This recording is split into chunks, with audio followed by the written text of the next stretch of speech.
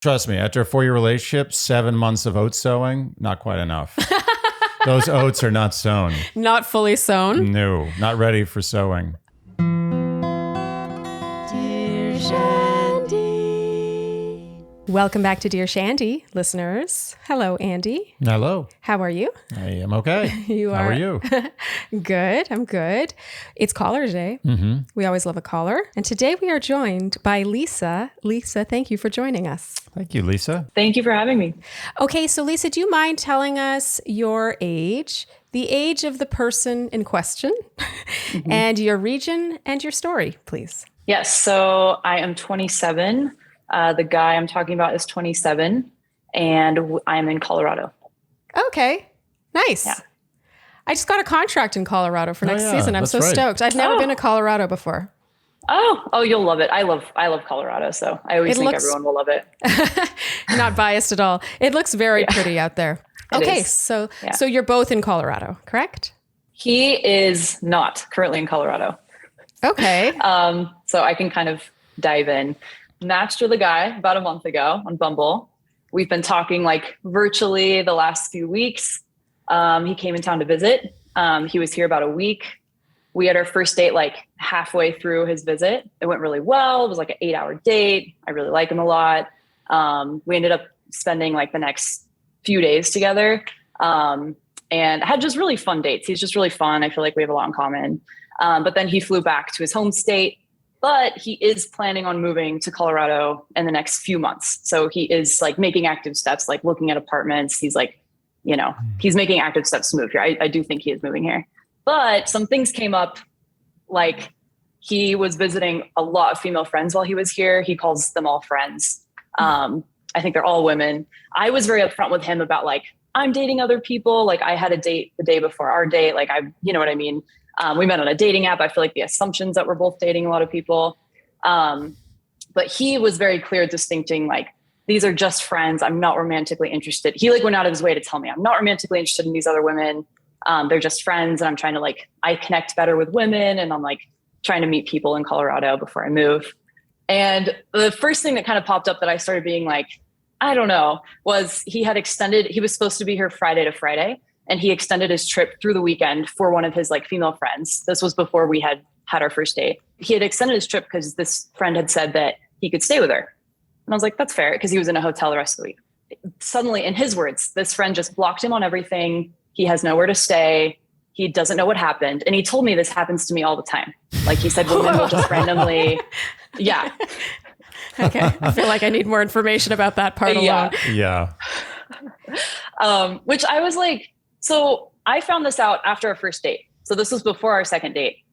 And I was like, I drove over to him like with questions. I was like, okay, listen, I was like, friends don't really do that, right? Like friends don't like, it was after he had bought tickets to extend his trip just to spend time with her. I was like, and then she just blocks you on everything with no explanation. Like friend, I can't think of, I'd ever do that to a friend. And he basically had no answer for that, except that like, this is really common. And like, I get blocked a lot. Which I thought was kind of weird. Wait, what was that's not a red flag at all. No, I'm dying to know what your follow-up was to that. I kind of kept digging a little bit. Like I was like, I kind of was just vocalizing kind of what I'm telling you guys. Like, well, I just can't think of a scenario that like a friend would be so drastic. Like after you'd already booked tickets, like that doesn't really make sense to me. And then the second date was when, see, I knew I might start talking about it and then feel silly for even asking about it, but it's fine. That's good. It's part of the process. It is part of the process. Yeah. It's like when someone's looking over your shoulder and then you suddenly know the answer. But, so true. Yeah. But so, and then he was like, oh, I booked this trip to Europe with this girl for 2 weeks. This was all before we had met. And then he said, he's going back to Hawaii to see another like female friend for a week. And he told me like, why would I tell you about all these things? Like if it was romantic, like I wouldn't tell you. And I was like, I did ask him, I was like, is that supposed to make me feel better? Like, oh, I just wouldn't tell you. Like, that seems like a weird thing to say. But I was also like, Or it's just reverse psychology. I think it's reverse psychology. Yeah. There is 0% chance that not a single one of these female friends is a romantic interest. Right. But actually, the part I'm more interested in... It's a great strategy, actually. Instead of lying constantly, you make one blanket lie that covers everything. But what I don't understand is why he feels the need to lie, because you openly said early on that you're also seeing other people. But that's just his MO. He can't. Oh, really? He can't change his spots. He can't change. Yeah, that's what he does. Try as he might. He has full permission to be honest, and he's like, we're just friends. I mean, we all know people like that who lie about, they lie about what they had for lunch. There's no reason to lie. They just always lie. Okay, let's get to the question. Yeah. So he has all these trips planned with multiple women. He says he connects better with women. Like, he just makes friends easier. And I guess my question is, like, meeting on online dating apps and like early on dating situations in general, part of me feels like we don't know each other. We don't owe each other anything. I'm also still dating. I could see traveling with other guys. Like, he doesn't live here. At what point in dating is it like even okay to be not upset, but like I feel kind of weird even asking these questions on a second date. Do you know what I mean? Or that he's even sharing it with me. Cause I feel like, especially dating now, it's like, you're talking to a lot of people. It's kind of like the thing you don't address, but you know is happening, right? Where it's like guys refer to like their roster, and like there is a lot of people in the picture, right? Yeah, I mean, I think that's pretty common. I'm curious to know, when you did say you were dating other people, who said it first? I brought it up first because we were talking about just like dating in general and whether it's awkward. This was on our first date, and I said, yeah, well, last night I was on a date and it was really awkward because like this happened, and I was just like sharing. So I kind of brought it up just in conversation like that. I wasn't like making a point to tell him. It just kind of like came up because I thought it was a funny story. I guess I still, could you rephrase the question? I feel like I'm still not sure what the question is. I guess for me, he sounds like he's got like an international dating pool of sorts. Yeah.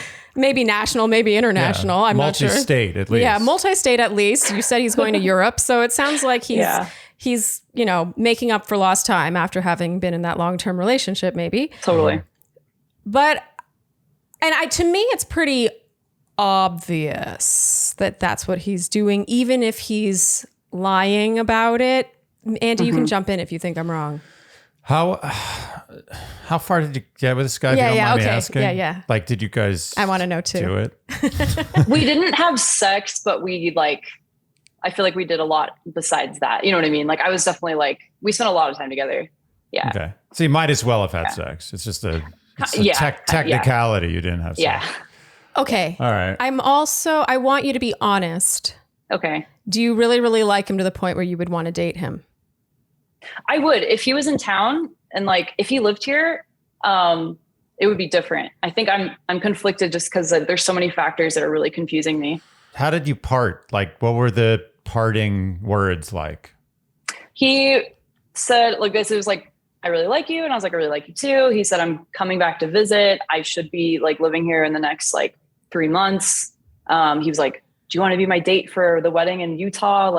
He's very just throwing things out there. He's like, do you want to go to Iceland in May? He's one of those. You know what I mean. And you know what I mean too. Not exactly. This is kind of why I want your guys' take. This is all kind of, I don't know. I feel very flustered about it. I feel like I can't gather my thoughts around it. I just feel like there's a type of guy who dates, who does this. And I don't even know if he means to do it.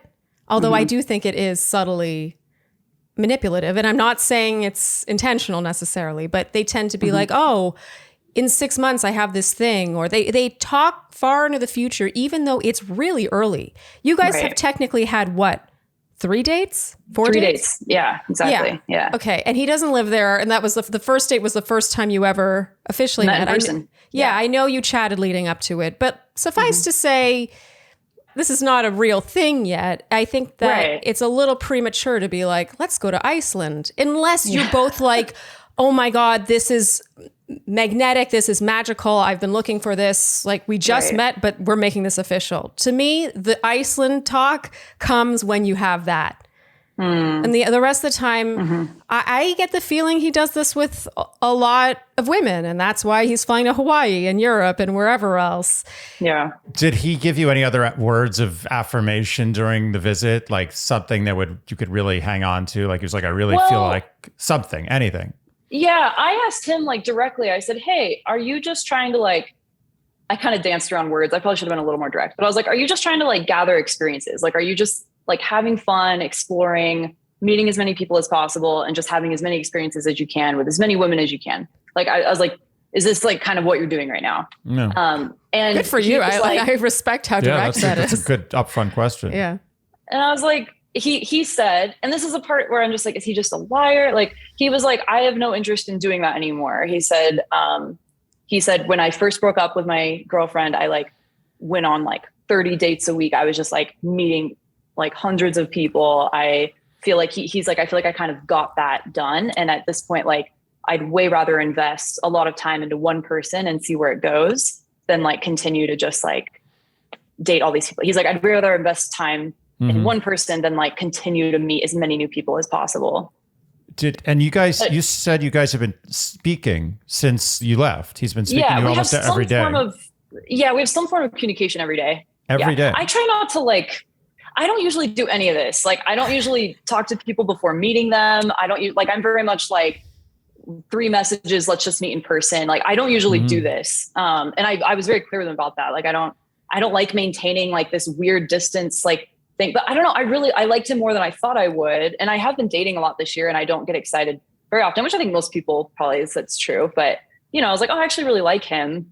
But then I'm like, oh, of course, there's like all these weird things, you know, like, I feel like, you know, I don't know. I don't know where he's at. I don't know why he would lie to me. I don't feel like there's any reason to lie to me because I feel like I've been very open and direct and I'm not asking for like commitment. I just don't know why he feels the need to like, these are just friends. I'm not romantically pursuing. I'm not interested in like dating all these people. It's like, well, that's kind of what you're doing. But then a lot of these trips he had already booked before even meeting me. So I don't know. I'm just super conflicted. I don't know. Sorry to focus on this, but is he initiating most of the daily communication? Yeah. Like if he stopped, and I've thought about that, if he just stopped reaching out, I'd be on the fence. Like, I don't know. His interest is what's like keeping me, I feel like, responding. Right. If he just dropped off the map, I would probably reach out occasionally, like maybe once every couple of weeks or like, you know, in January or something, be like, hey, like, are you moving here yet or something? But I'm not one to like, I don't enjoy this that much. Like these kind of mundane, like daily conversations with someone who's not here. It just feels kind of, I don't know. Yeah. Okay. Once again, I'm going to circle back to what I asked earlier, which is, could you rephrase the question? Like, is the question, is he lying? Is he sketchy?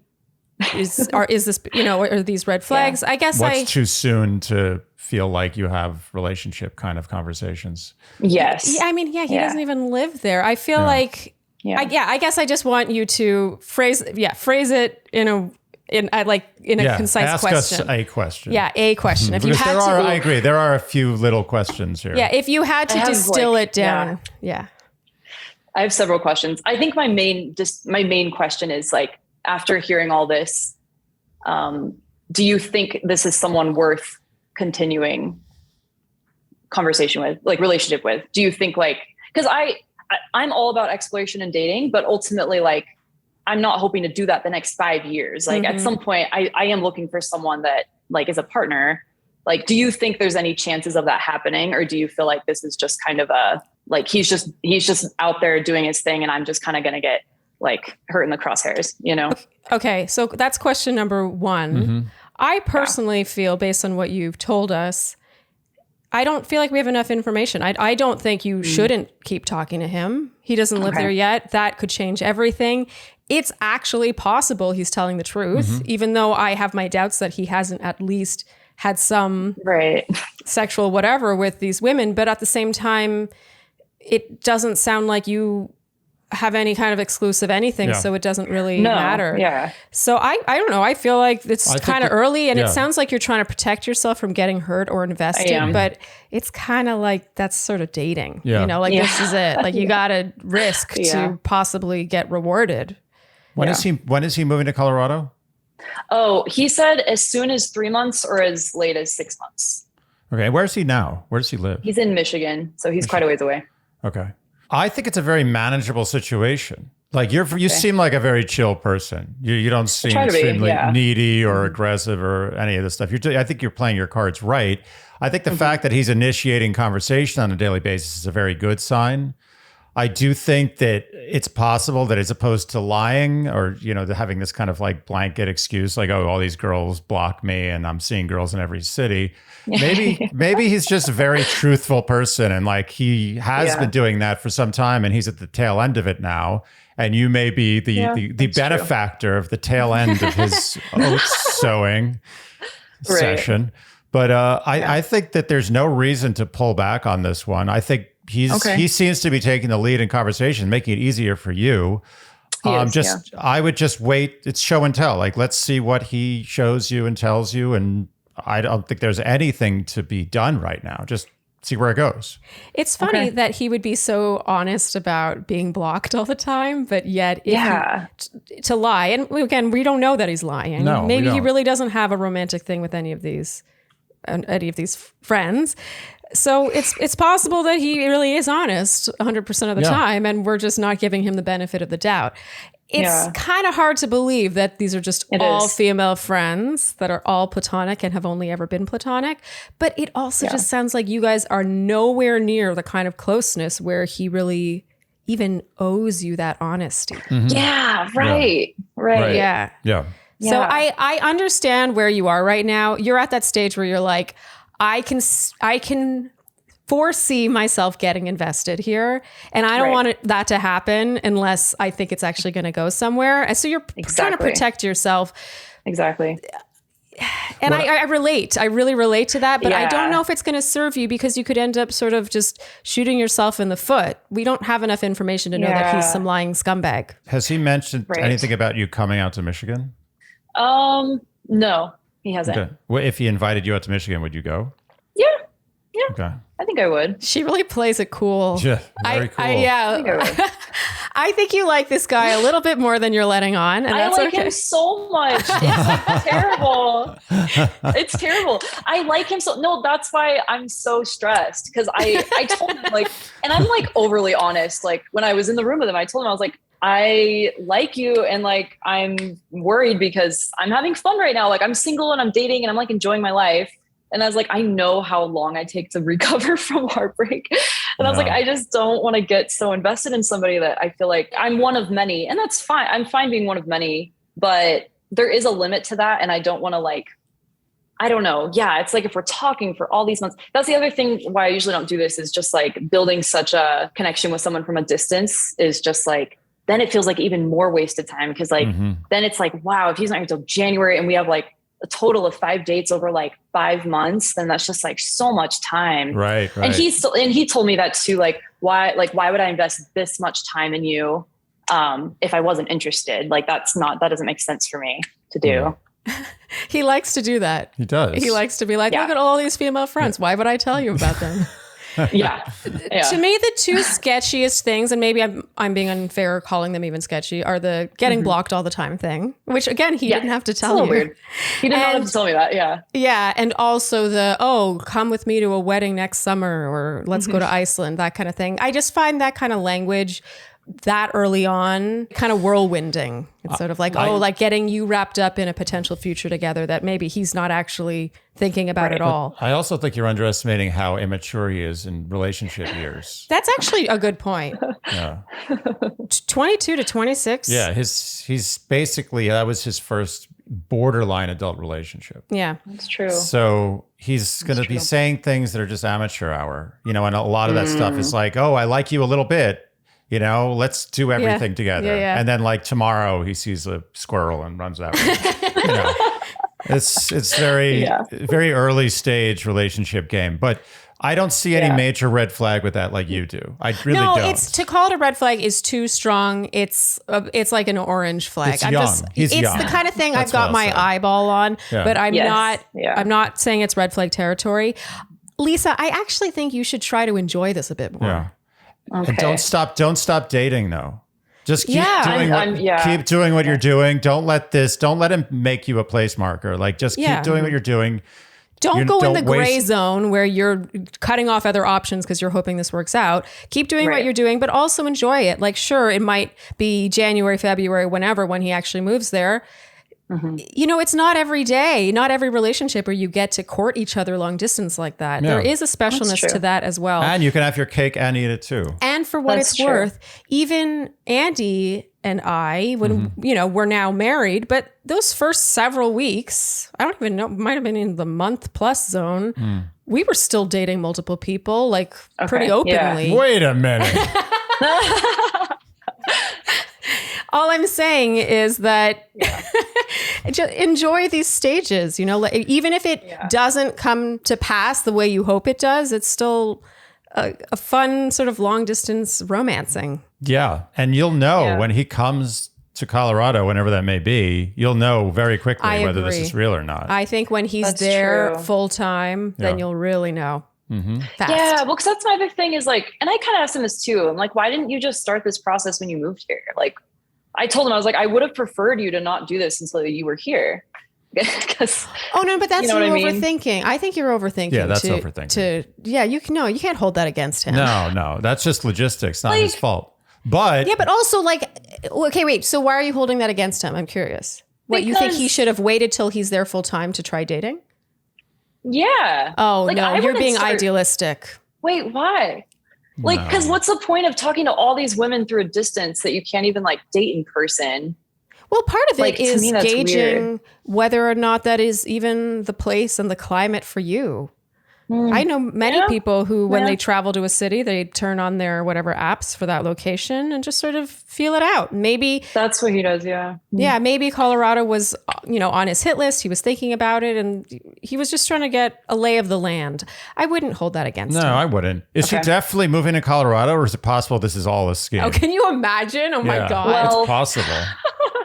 I always think worst case scenario like that. So I'm always like, and my sisters are like, no help. They're just like, this is bad news. This is why I was like, I want another perspective because I just feel like they're too protective. They're both a lot older than me and they can't handle me dating anyone. They just are like total freak out mode. So, but I mean, I feel like I do believe he's moving here. He has like on all his stuff, he has Michigan and Denver, like on his like business website. And he's in like pictures of like groups here, like hiking trips and stuff like that. So, I do believe he is trying to move here. Yeah. Yeah. So maybe he's just like doing like a bachelor contest to see who all these Colorado women vying for his love. An unwitting contestant. Yeah. You may be winning though. You may be the winner. You don't know yet until week 10 or whatever. If he invites you to Michigan, that will be very telling. I would like to see, for me to feel good about this, I would like to see an invite. Yeah, that's true. Despite all the pink or orange flags on my end. And there's not that many. There's just a couple. Yeah, there's a few. It doesn't seem like you're the type of person to sort of get swept up anyway. And I can tell that you're sort of fighting it. And so just I keep your wits about you.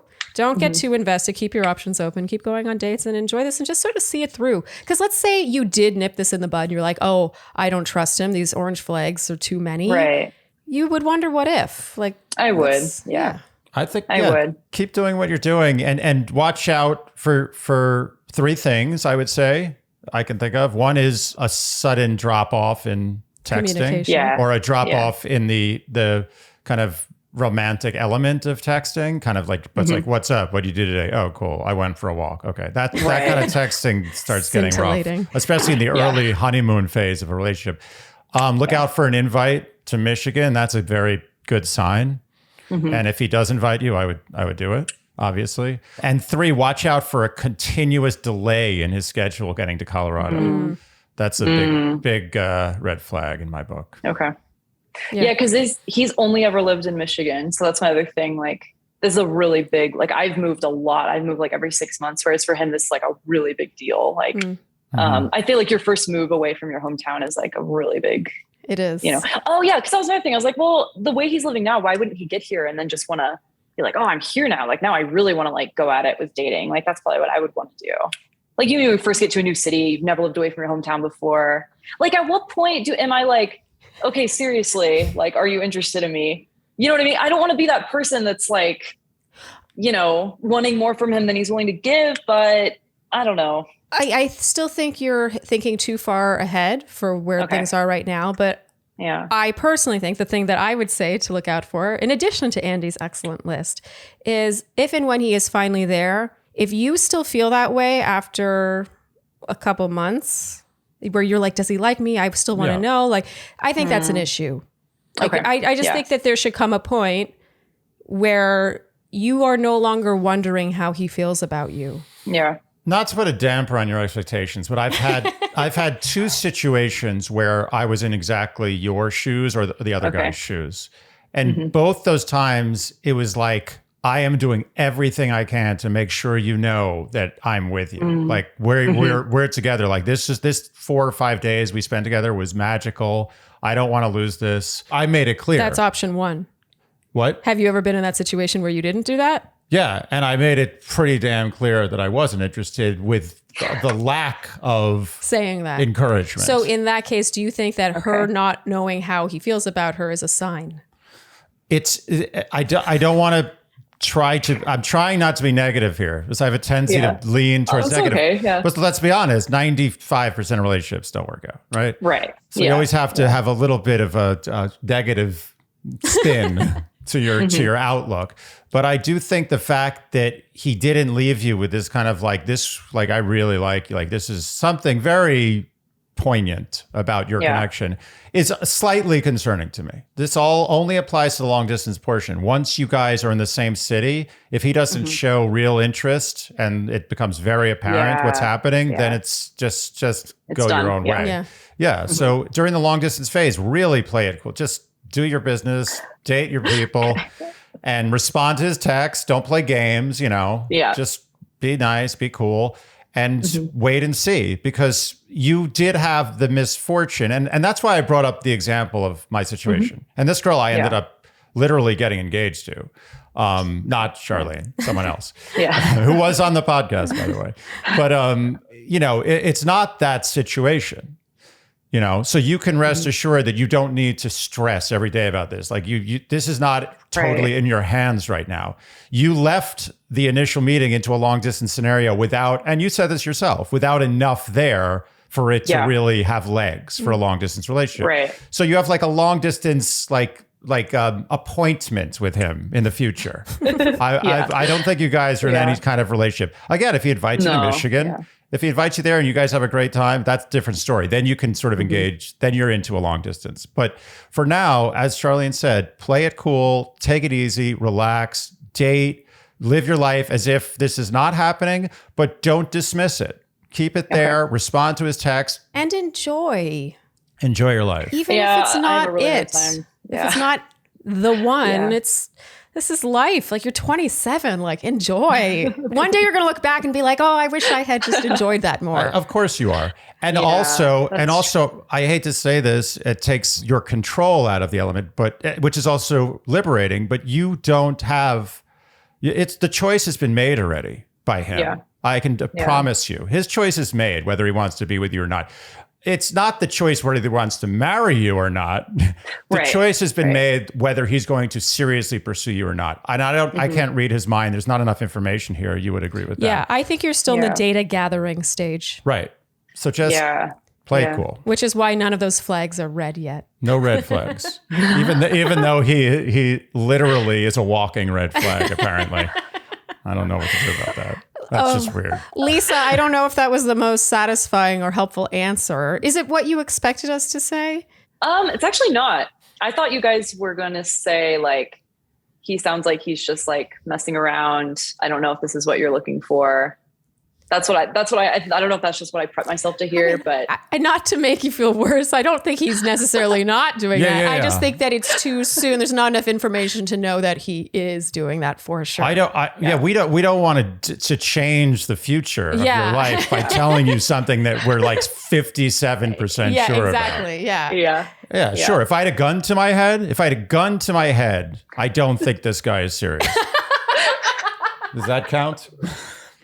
Yeah, like if it really, you had to choose one. And that's the only way I would ever do that. If someone literally put a gun to my head, which would be the strangest thing that's ever happened, I would say, not going to bet on it.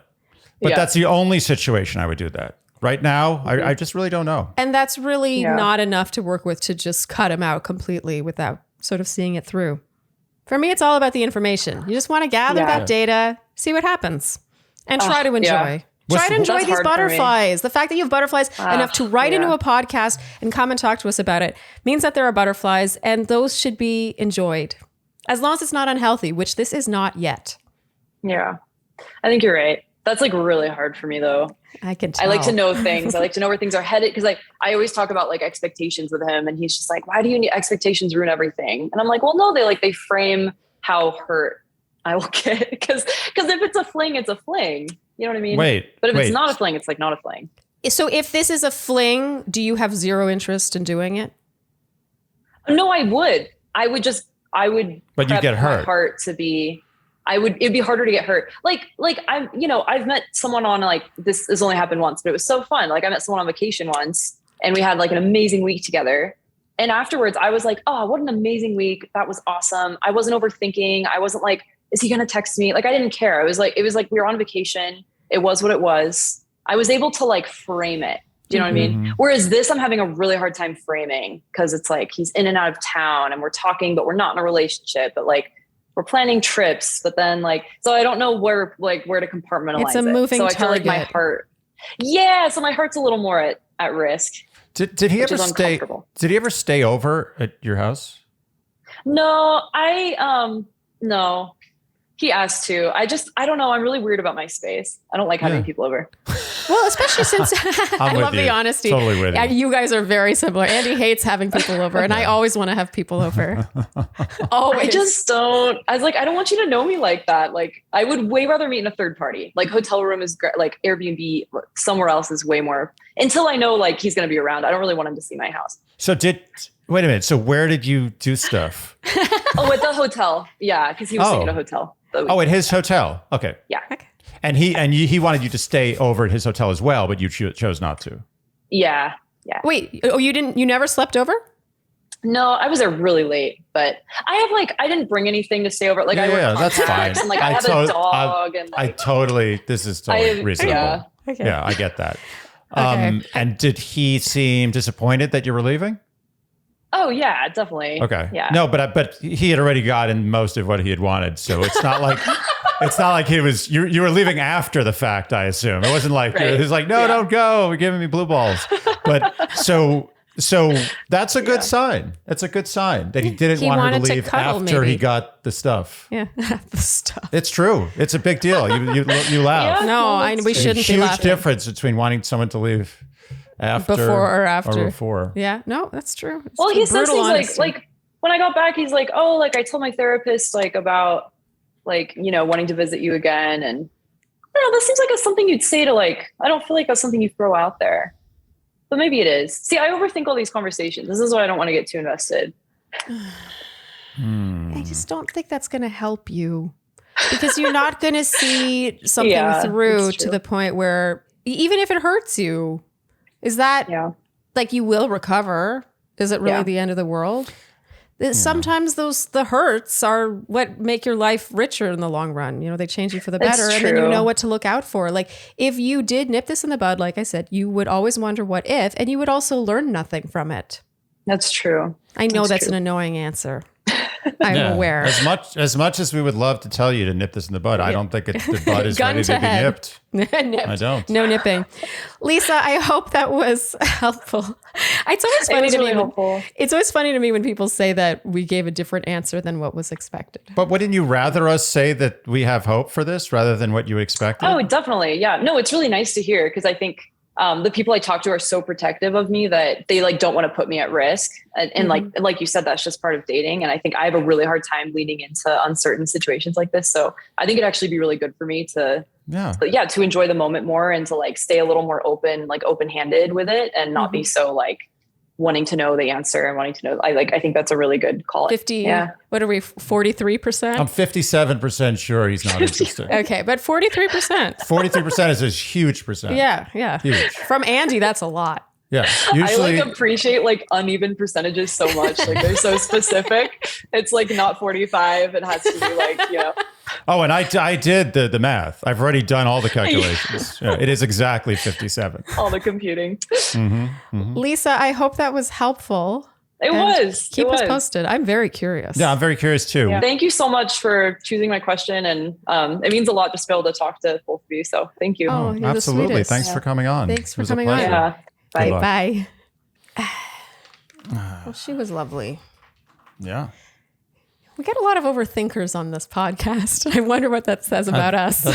I think our fan base is a whole lot of neurotic island overthinkers. of overthinkers. Yeah. They relate to us for a reason. Yeah. But overthinking is, well, like what, I don't remember what philosophers said, but it's a life not, oh crap. You can do it.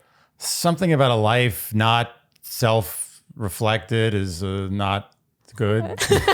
I don't remember. A life not something is not a life lived. Basically, the saying, which has now been butchered forever. Yes. It's no one can ever say it again without remembering this terrible day. But is saying that, without inward thinking, without reflection of what you're experiencing in life, it's just, you're not really living. Yeah. Or you could say that's exactly wrong. No. Meaning you should live in the moment and not think about anything. Just be. Yeah, it's somewhere in between. And she definitely needs to live in the moment a bit more. Sometimes people surprise you. Yeah. And look, I am not that person that's like, oh, I'm sure he's great. I'm sure he's not lying at all. Do I think there's some sketchy stuff there? Sure. But do I also think that they've been on 3 dates? Yes, because that is the case. And they just don't know enough about each other. There's no reason for him to give her any more information than he has, in my opinion. And I understand she's just trying to mitigate future hurt. The only thing that I wish she was getting a bit more of was verbal affirmation that he was really into her. Thus my 57%. Yes, exactly. That's really the one thing that's missing.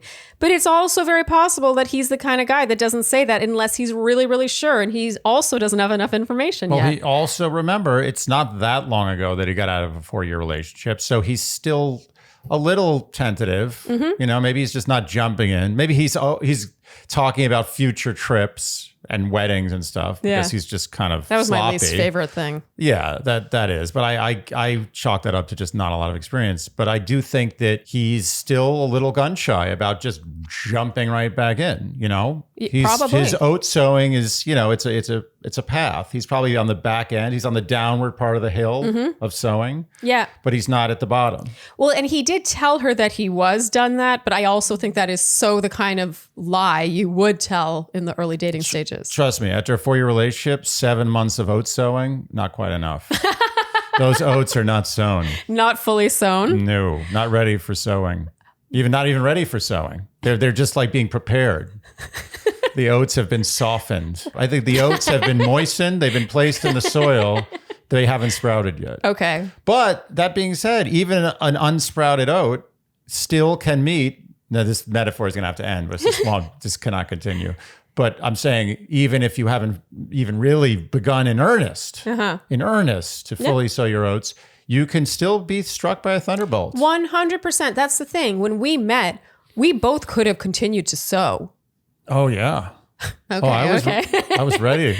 Yeah, we were both mid-sow and happy to continue sowing. I had more oats ready in my pocket. Yeah, I had more oats as well. It wasn't just you who had more oats. You had oats. We both had oats. We both had oats. Yeah. But we were struck by something that caused us to change that. How often are you so sure that on that first date you're like, well, I'm done? I agree. I feel like we were as close to that as humanly possible, and we still didn't do that. I agree. Because we're overthinkers. Overthinkers. Indeed. That was a surprisingly positive one, honestly.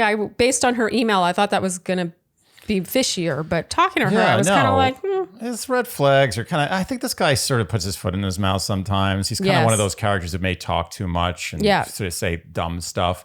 But remember, they had 1, 2, 3, 4 dates? Three. Okay, 3. I thought you were doing a Sesame Street. 1, 2, 1, 3. 2, 3, 4, 5, 6, 7, 8 dates. 1, 2, 3, 4, 5, 6, 7, 8, 9, 10, 11, 12. Oh. Da, da, da. Is that always 12? I think each number has a different song, and that's 12's song. Got it. I'm not 100% sure about that. Well, he had 1, 2, 3 dates. And Is that good? Exactly. So he could have, after that first date, been like, oh, my aunt is sick. I got to go back to Michigan. Or, oh, I had this business thing come up and I don't think he could have easily Well, that's canceled. actually totally true. He wasn't staying with her. He was in a hotel. No. As a matter of fact, it's no better place to be than in a new town in a hotel. The world is your oyster. He could have easily and with gusto. It sounds like he kind of was. I mean, he did extend his trip for some female friend. Okay. But again, am I holding that against him? No, I'm not. You're right. If anything, he's just a little too honest because he told her about it. They don't owe each other anything yet. He doesn't owe her much more than he's giving her. No. Frankly. She likes him a lot. He kind of left her with that like just before things were going to start moving somewhere, here to go.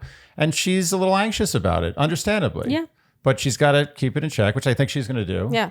And just monitor the situation. Monitor the situation. It's an easily monitorable situation. And yes, but also nonetheless easier said than done. Always easier said than done. Always. From my position, I would monitor. No one's ever monitored better than I would monitor this. I get it. It's harder for her. Yeah. But she's got to do it. It's going to work out, whether it works out with him or not. Yes. All right. I think we can wrap there. We can. We have once again analyzed this fairly simple situation to death.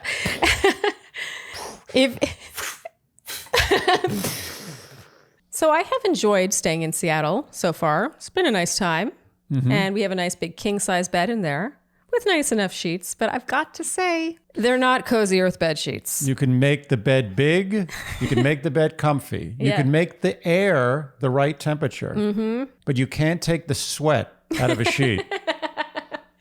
No, you can't. And in a way, it's almost a curse to have sheets as soft and wonderful as Cozy Earth, because it just means that other sheets that you use are not as good. Yeah. No, it's honestly the one thing that I'm not a big fan of on our trip here is the fact that I don't have that sweet, sweet Cozy Earth sleep. Yeah, that cooling technology. Those sheets are made with viscose from bamboo, so they are insanely soft and cooling. I still don't understand how bamboo can be the hardest thing there is, yet also create such soft, luxurious sheets. Yeah, and loungewear. You right now are wearing... I mean, I can testify that these are unbearably soft.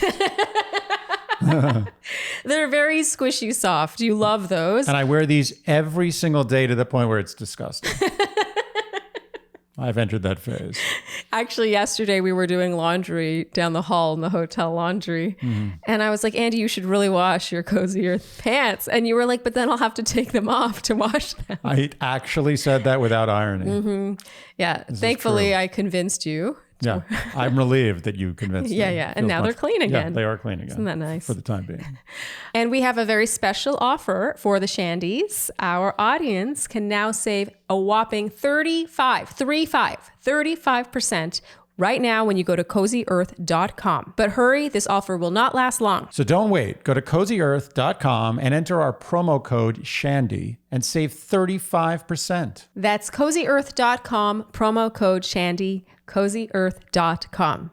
And Andy, we have another caller now. Ooh, nice. This caller is named Danielle. Danielle, thank you so much for joining us. Thank you for having me. Hi. Do you mind giving us your age, your region, the age of the partner in question, if there is one, and your story, please? Yeah, so I am 31. My boyfriend is 41, and I live on Vancouver Island, British Columbia. So in terms of like my predicament, I would say that everything's going really well with my current partner and I, but I do know that we're a little bit different in terms of introversion and extroversion. Like I'm a very introverted person and definitely need that time to kind of recharge after socializing. But I find that my partner is very extroverted. Every day after work is doing something with people, like very much a social person, which is lovely, and he's beloved. But I notice that sometimes he, like, it's not frequent, but I do notice that maybe like I sense a little bit of disappointment when I'm not kind of that same level of social, I suppose. And you are in a long distance relationship, correct? Yes. Yeah. And I've found that that's happened quite frequently. Most of my meaningful relationships have been in long distance for whatever reason, whether it's become long distance during the course of the relationship or it started that way, it just tends to happen. And while it's not ideal, I definitely have found that like I'm okay with missing someone sometimes. I definitely find that can be nice to have that space. And what's wrong with the guys on Vancouver Island? I don't know. It's just never worked out. Well, one of them was on Vancouver Island, but then he moved up island while we were in a relationship. So just 2 questions. How long have you been together? And also, how long distance are we talking? Mm-hmm. Yeah, so we've been together for about 8 or 9 months. And my partner lives on the mainland, so Vancouver. So just like a ferry ride. Oh, it's not too bad. Yeah, so it's not too bad.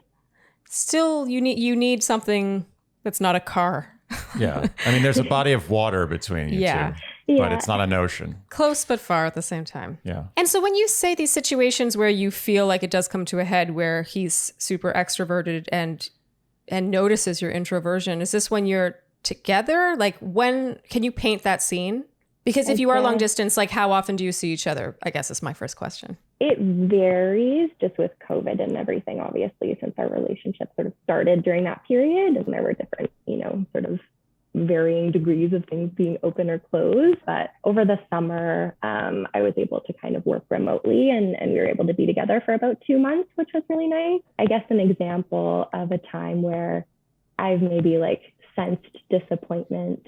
There was a friend of, we're still meeting each other's friends and things like that. We definitely have friends in common, but there was a friend of his, he's wanted me to meet, but they wanted to get together at like 10 p.m. after I'd had a really long day. And I was like, I'm not going to be bringing like who I your A want game to be, right? I mean, really to be fair, I think I would have said no to that offer too. Mm-hmm.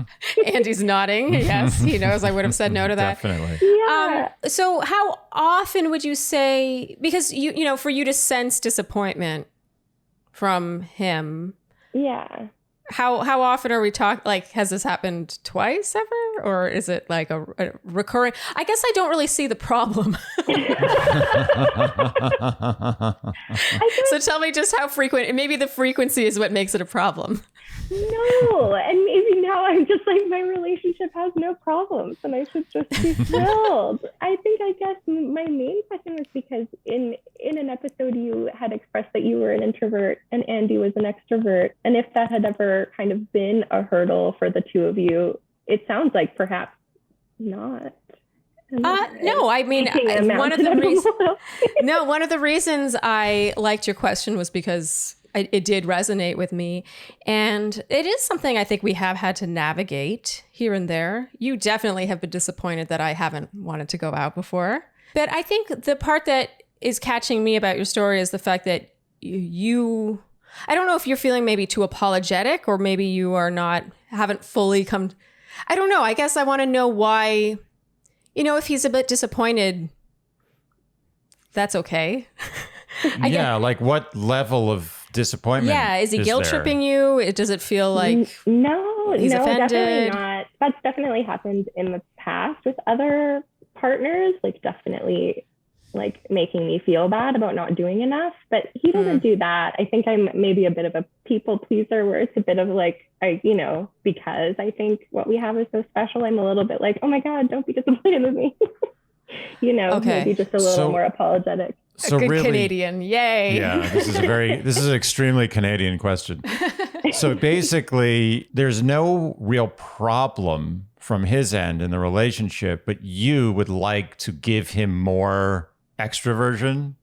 It would make you happier if you were able to give him more of that side. Yeah, I guess just from like a lifestyle perspective, maybe it's like if I could make the navigation of that as smooth as possible, wouldn't that be nice?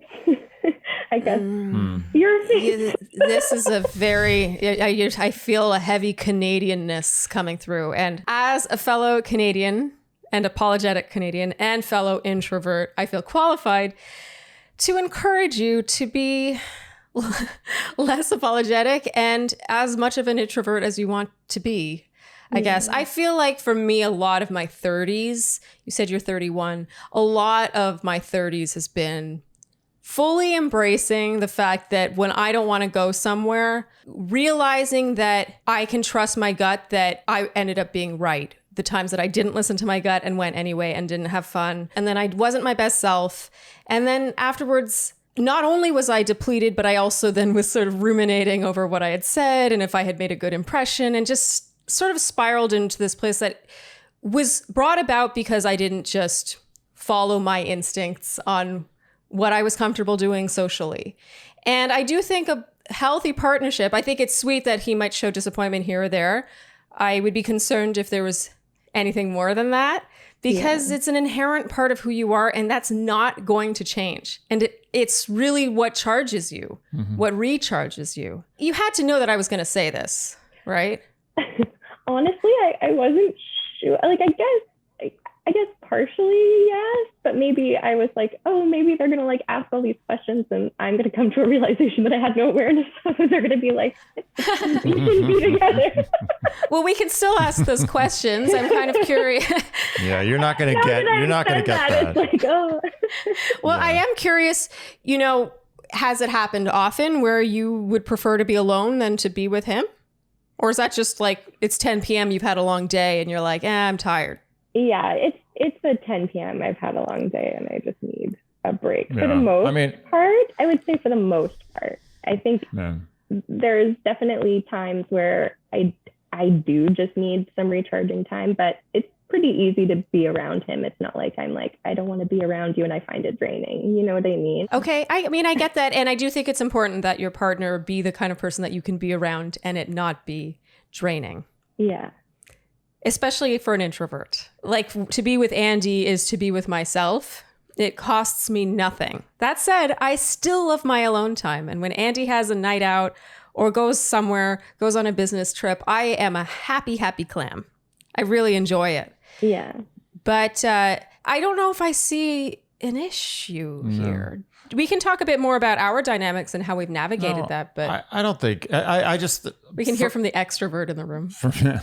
Well, I mean, maybe. I don't know if I would classify myself as an extrovert, but I will say that 9 out of 10 times, if I really don't want to go out and I go out anyway, I don't have a great time, or it's like a wash. It's just like, whatever.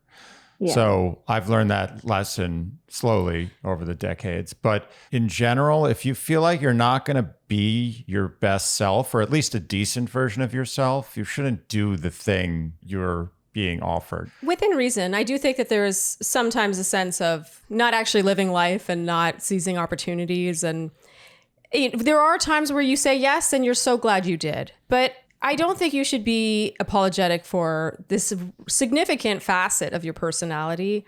And I do think, for me anyway, because I can relate to, feeling apologetic. In my 20s, certainly struggled a lot with FOMO, not feeling like I was living my life enough. And I think there's a fine line between sort of saying no to everything and being a hermit and listening to your gut. I think that's an extreme case. It sounds to me like you just like alone time, and that's super healthy and great for a long distance relationship. Right? Yeah. I can only think of a couple of times where it's caused a slight rift with us. And every time it was because I had committed. I had said I would go to so-and-so's party. And then that afternoon rolled around and I was like, I don't want to go anymore. Yep. And that's when Andy's like annoyed. Because he's like, you told me. And rightfully so. Yeah. No, you fully have been within your right. And actually, relatively recently, we had a talk where you were like, I would like it if you just showed a little more interest in, maybe having double dates with certain friends that, I feel like you haven't made much of an effort to get to know. And I heard that and I was like, you know what, you're right. Like in some cases, I'm not apologetic at all about it, but other cases I'm like, he's totally right about it. There's a difference between being introverted and just being in your comfort zone and being just sort of an antisocial poor sport. Yeah. Does that make sense? Yeah. But that doesn't sound like it's your problem. No, and I do think that going out when you don't really feel like it is more of a great strategy when you're single. You're missing out on opportunities to meet people. If that's what you want to meet someone. It's more advice I would give to someone who's single. Like if you're feeling like, I don't really want to go out, those are kind of the nights where something interesting may happen. But you're in a relationship, you have all the right in the world not to go out. I would say that if you want to make a compromise or at least try to satisfy that side of his personality and feel like you're contributing more, when you're on the fence, just go to his side of the fence. But if you really feel like you want to stay home, just stay home. But if you're like kind of like 50-50, just go out. That's the best advice I can give you. There's nothing really else here because the relationship's not broken. And he's not upset with you. Unless there's something about the relationship you're not telling him. Yeah, I mean, I feel like this might be a Trojan horse for there being another problem in the relationship, but I don't know. I'm not getting any relationship issue. You tell us. No, I mean, I think I can tell you an example of why I think it's like a good thing, but I think you guys are already sold on it being a good thing. No, not at all. Not at all. Tell us. This may be silly, but a poet that I like follow, her name is Cleo Wade. I don't know if you've ever heard of her, but she lives in New York, I think. Yeah. And she was sharing like stuff about her partner and how all of her friends see her partner as like, Sex in the City, like the carry of the group. Like everyone loves them, everyone's connected to them, and they all think that he's the favorite of all of them. And I sort of was like, wow, wouldn't that be so lovely to have that? And then when I met my current partner, that sort of was emulated and seemed to be very true. Everyone loving him and being so like connected with my family and friends and everything. And I just sort of was like, oh, I feel like I found my Carrie. I'm all excited. Oh, that's so sweet. I can relate to that. I mean, I love that everyone loves Andy. Yeah, it's so nice. It is nice. And it also, I do think there's a balance factor too. I'm not saying it's always extrovert and introvert who pair up together, but I think there is a little yin and yang there. And I think that you might be providing more of a healthy balance to this than you might think. I actually think that a relationship between a healthy introvert and a healthy extrovert is a good balance. It's a good complement. I think so too, actually. Yeah. Even though, I'm sure once in a while he's like, oh, come on, like come meet us and that kind of thing. In which case I agree with Andy. If you're on the fence, if you're like a hard no, then stay home. But if you're on the fence, as a gesture to him, I do think it could pay off to go. And I agree. I agree with that, what I said that you agreed with. But I will say this, that you should watch out for compromising too much on this, because I found in the past that when I felt like I was forced to go out, I've almost subconsciously tried to take it out on my partner at the time. So I put on like a worse face than I would have. You're Canadian. I don't think that's going to be a problem. But I have found that sometimes when I'm out and I didn't want to go out and I'm not having a good time, I'll sort of act out. It's so true. You totally do that. Yeah. And actually, I would say it was probably around the 2-year mark of our relationship where we learned this about each other. We realized that if one of us wasn't really in the mood to do the thing that the other person was asking them to do, very rarely did that compromise pay off. Yeah. Once in a while you go out and the circumstances are great, the company's fantastic, and then it like just changes your mood. But I don't know. But if you're not having a good time, you get into this mode of like almost like subconscious punishing. You're like, oh, I'll teach you for making me come out. I'll make you have a horrible time too. We're taking this in a dark direction. But it's true. I think a lot of people, in these kind of dynamics where someone is always dragging someone else out, that person can really become a pill when you're out, because they're trying to punish them / explain to them, I don't want to be out. Don't make me do this again. Or they put on a happy face, which I get the feeling, Danielle, you're more likely to do. And then maybe, I don't know, you feel bad. Clearly, you called into a podcast, or maybe you could just harbor some resentment. No. I feel like in general, I spent most of my 20s wishing I was more extroverted. And my 30s have been about like, fuck yeah. I love being introverted. It's the best. Yeah. I went out last night with 2 mutual friends of ours. and she went home. I went home. So we were having dinner with him and she's like, I'm going home. And I went out with him and I came back at like after midnight and she's sitting on the couch playing video games. Just like, I had the best night. I really do. You. Yeah, I just knew myself. I was like, I'm not in the mood tonight. It was rainy. No. I didn't feel like drinking. I was like, I'm going to be a lot happier with my Nintendo Switch tonight. Mm-hmm. And it was delightful. I was recharged. And I think that I could be up for it another night. It's all about balance. As long as you're not being a hermit, like I said. Yeah. Do you feel that could be it? I don't think I'm too much. Like, I definitely have had periods of hermiting, for sure. But I think definitely, especially in sort of the 2 months that we were in the same city, I definitely was like, trying to reach, not overextend myself, which I worry I might have done a little bit, but just really try to like engage with his like friends and family and stuff. So I would say that I'm curious what would happen when your relationship is no longer long distance. But that it's kind of too soon to tell. It's sort of one of those bridges you'll have to cross when you get there. But the fact that you noticed that when you were together for 2 months is interesting. Yeah. Does no one else find that interesting? No, I do. I'm thinking I haven't gotten a good feel for your partner's reaction to this or his genuine feelings about this. So it's hard for me to really say. If he's totally cool with it and never seems to complain and never seems to be annoyed, you don't have a problem.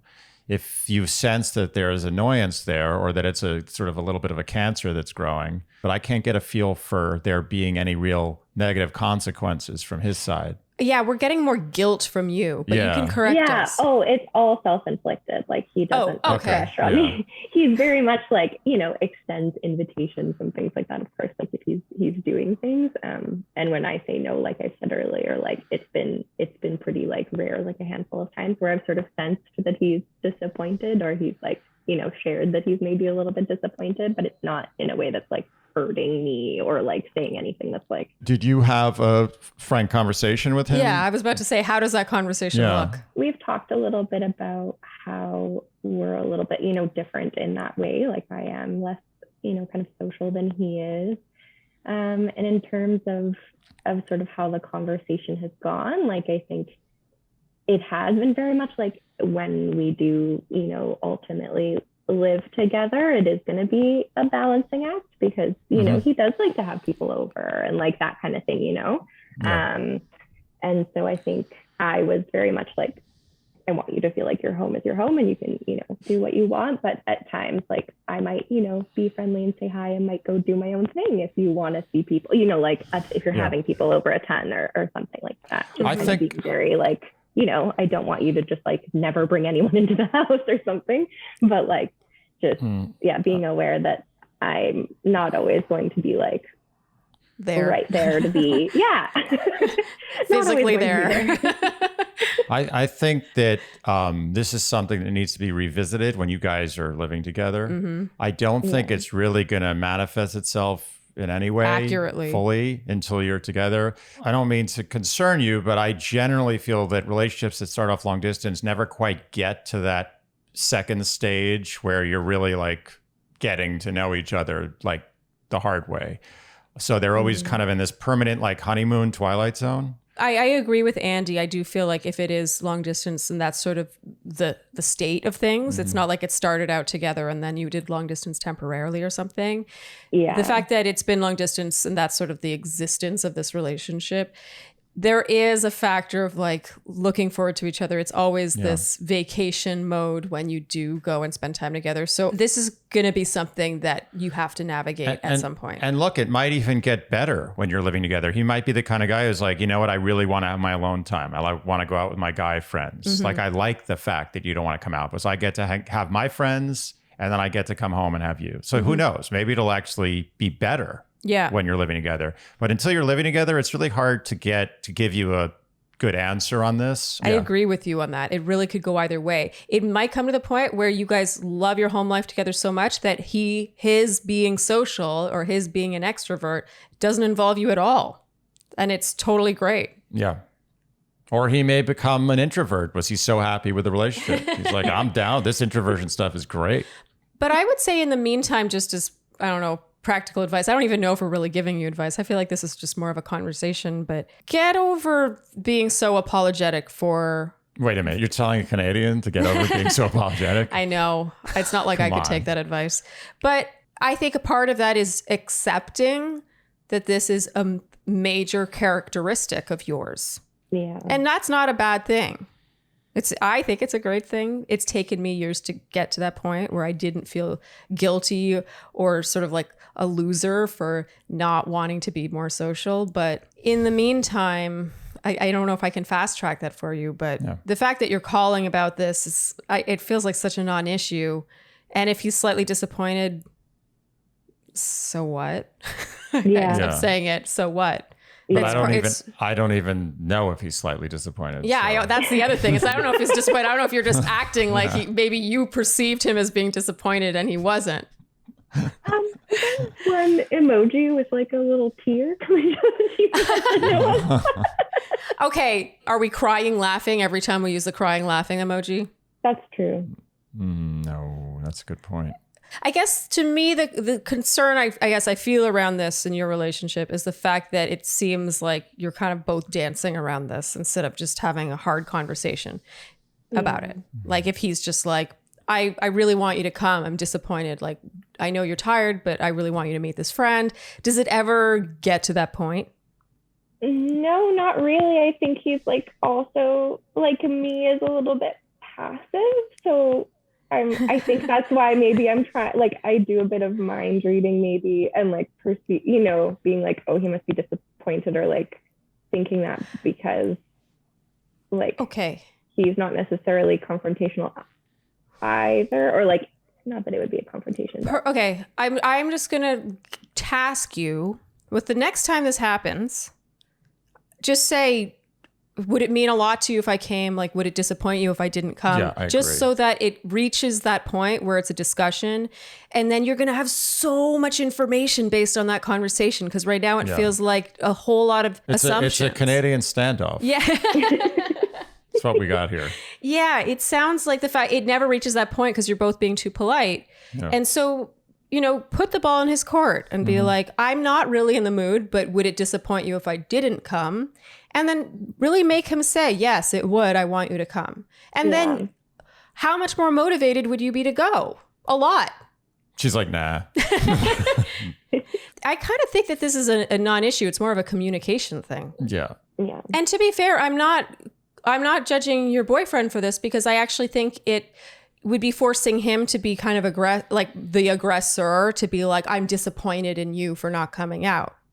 I think that it's the ball at first is in your court to put the ball in his court. Does that make sense? Yeah, like I think maybe it would be a lot if he was always like, that's what I'm saying. If he used the word disappointed or used more than a tear face emoji, the conversation needs to be had. Yeah. My God. Yeah.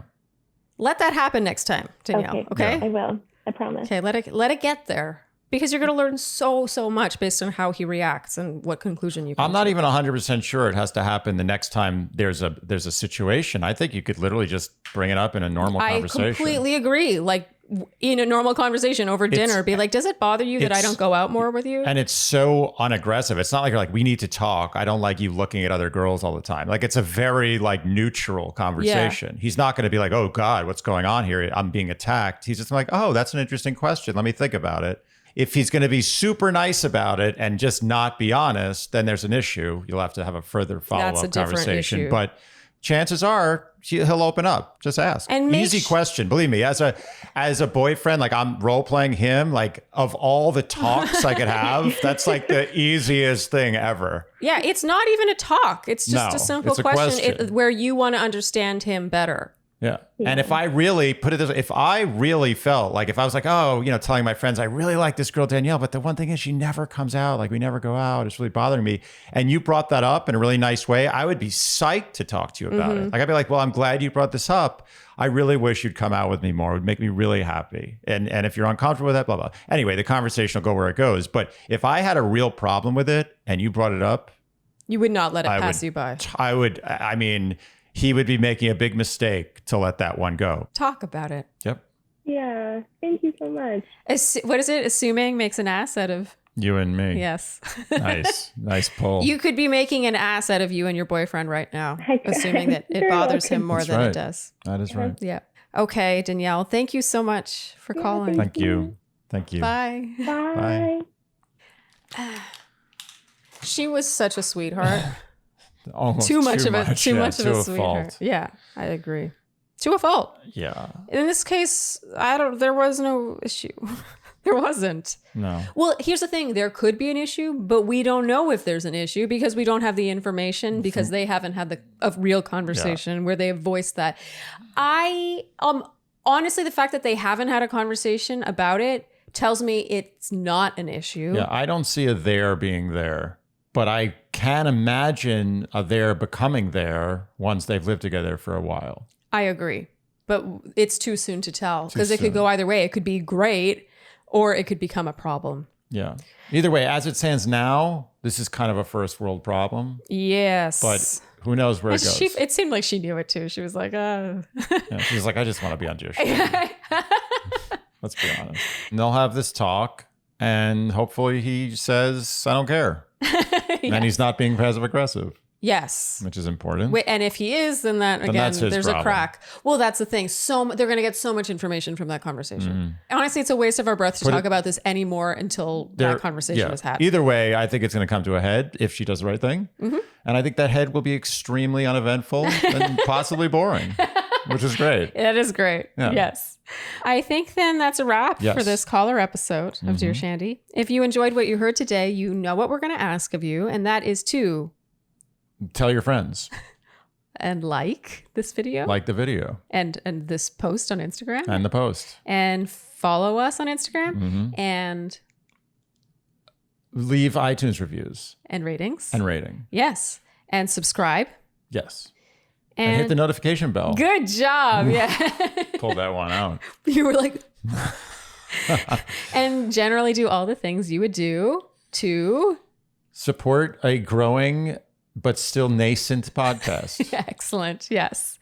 And on that note, I think that's a wrap for this caller episode. Thank you guys so much for tuning in, and we'll see you next time on Dear Shandy. Bye.